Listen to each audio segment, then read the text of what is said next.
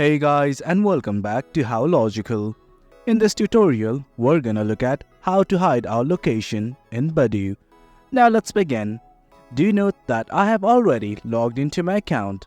In case you have not, do log in right now. This right here is the interface. From here, what I want to do is simply hover over to my profile. The button's right here, I'm simply gonna click on it. Then your profile page will open up.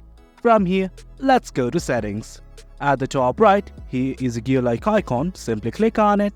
Then this will open up. Now from here, as hiding our location is related to privacy, let's go to the privacy tab right here. Now this will open up. There are many options like location, public search, online status and everything. I simply want to toggle off this button related to show location. I'm simply gonna toggle off this button right here. And guys, there you go. That's how you hide your location in Badoo. It's as easy as that. Hope you guys found this video informative, and for more content like this, do remember to hit like, share and subscribe. Your support fuels us. Thank you.